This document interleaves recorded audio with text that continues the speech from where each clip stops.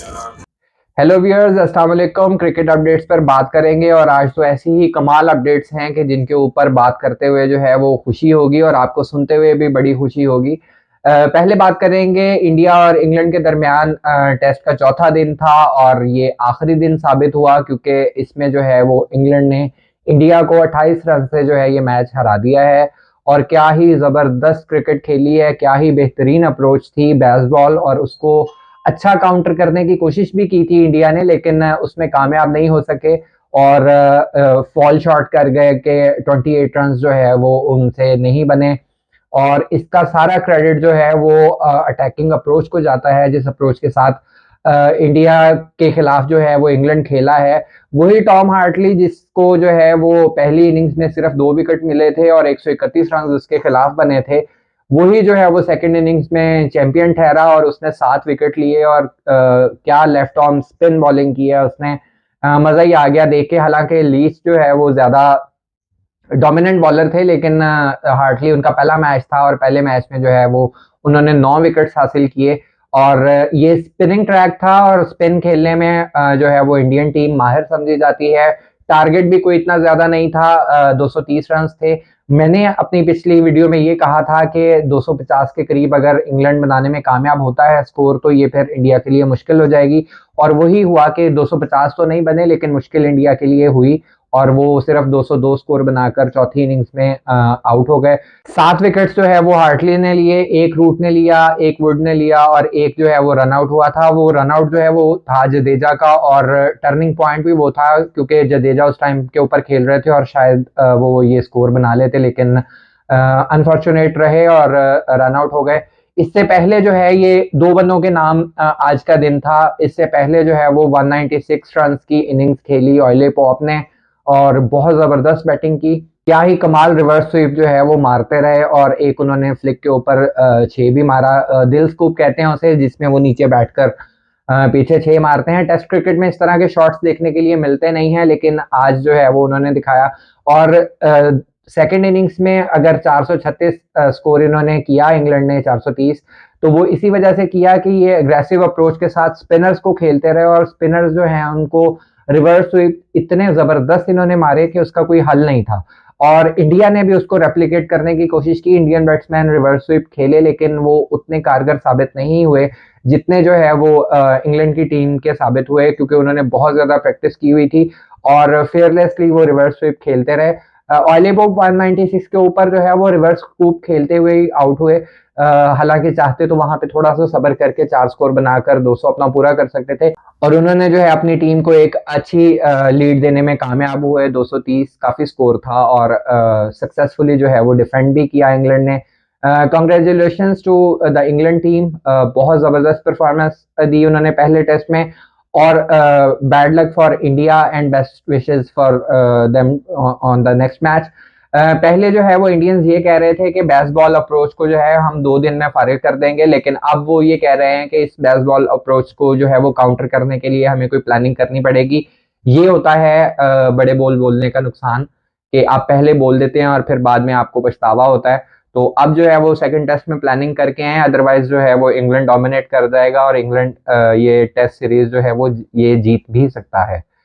ये तो था दिन का पहला बड़ा मैच और अब जो है वो दूसरे बड़े मैच के बारे में बात करेंगे, जिसमें जो है वो वेस्ट इंडीज ने हिस्ट्री बनाते हुए ऑस्ट्रेलिया को जो है वो 8 स्कोरों से हरा दिया। टेस्ट क्रिकेट 8 स्कोर से जीतना इम्पॉसिबल चीज है और कमाल है, और ऑस्ट्रेलिया को ऑस्ट्रेलिया में हराना ये बहुत मुश्किल काम है। 32 साल में जो है वो गाबा ग्राउंड पर ऑस्ट्रेलियंस नहीं हारे थे और अब जो है वो कॉन्टिन्यूसली पिछले 3-4 साल में जो है वो हारे हैं।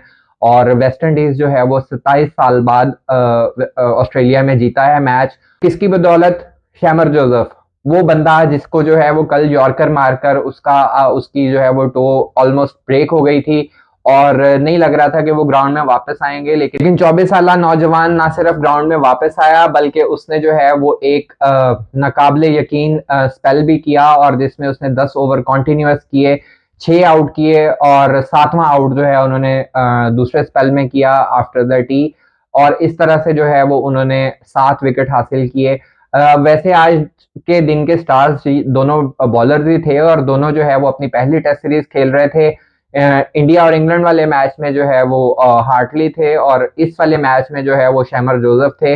इन्होंने फाइफर पहली इनिंग्स में भी लिया था, पहले टेस्ट में भी लिया था और जो है वो आज भी इन्होंने 7 विकेट्स लिए और तनहा जो है वो उन्होंने वेस्ट इंडीज को आज ये मैच जीत कर दिया है। What a bravery, what a encouragement जो है वो इस प्लेयर की तरफ से, और जितना ज्यादा इसको एडमायर किया जाए, इस बॉलिंग परफॉर्मेंस को एडमायर किया जाए, ऑस्ट्रेलिया की पिचेस के ऊपर जो है वो परफॉर्म करना और इस तरह यंगस्टर्स की टीम वेस्ट इंडीज की जो ये टेस्ट जीती है, ये कमाल की चीज है। ऑस्ट्रेलिया ने भी जो है वो पूरी कोशिश की, अच्छा फाइट किया। स्टीव स्मिथ ने बड़ा अच्छा फाइट किया कि वो ओपनर आए थे और वो एंड तक जो है वो खेलते रहे और आउट नहीं हुए। 91 उन्होंने किया था। बस सिर्फ जो है वो उनके 100 में भी 8-9 स्कोर चाहिए था और जीतने में भी 8-9 स्कोर चाहिए था, जो नहीं बना सके।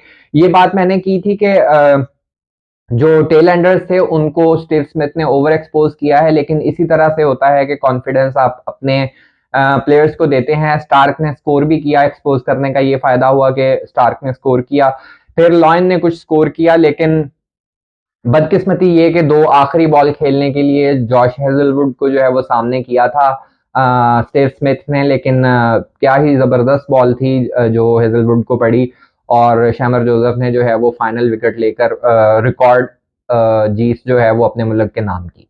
तीसरी अपडेट में हम बात करेंगे ILT T20 मैच के बारे में, जिसमें जो है वो पाकिस्तानी स्टार्स खेल रहे थे और आज मोहम्मद आमिर जो है वो टीम का हिस्सा नहीं थे। डेजर्ट वाइपर्स का मैच था शारजा वॉरियर्स के साथ, लेकिन जो है वो डेजर्ट वाइपर्स जो है वो जीतने में कामयाब नहीं हुए। चेस कर रहे थे और आखिरी 3 ओवर्स में इनको 39 रन चाहिए थे 18 बॉलों के ऊपर, और उस वक्त में जो है वो पाकिस्तानी प्लेयर्स ही बैटिंग कर रहे थे। आजम खान बैटिंग कर रहे थे और उनके साथ शादाब खान थे। तो ये कोई इतना ज्यादा स्कोर नहीं था जो चेस करना था, लेकिन अनफॉर्चुनेटली वहां पे आजम खान रन आउट हो गए थे। एक स्टेप जो है वो उन्होंने लेना था, डाइव करते तो वो बच सकते थे उस पॉइंट के ऊपर, लेकिन उन्होंने डाइव नहीं किया था। तो इस तरह जब वो आउट हुए उसके बाद शादाब जो है वो 14 बॉलों के ऊपर 12 बॉलों के ऊपर 14 स्कोर उन्होंने बनाया, या 14 बॉलों के ऊपर 12 स्कोर बनाया, वो भी जो है वो हिट नहीं कर सके। और हमारे लाहौर कलंदर्स के जो है वो कैप्टन और पाकिस्तानी टीम के भी T20 कैप्टन शाहीन अफरीदी अच्छी हिट कर लेते हैं, लेकिन आज जो है वो उसमें भी कामयाब नहीं हो सके।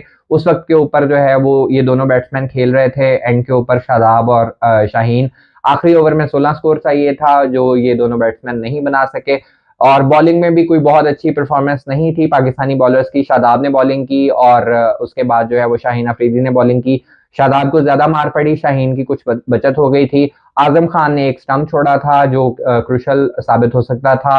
अगर वो स्टंप मिस ना करते तो वहां पे जो है वो शारजा वॉरियर्स के बैट्समैन आउट हो जाते तो आसानी हो सकती थी इन डेजर्ट वाइपर्स की टीम के लिए कि आजम खान जो है वो उनको एक थ्रू दे देते।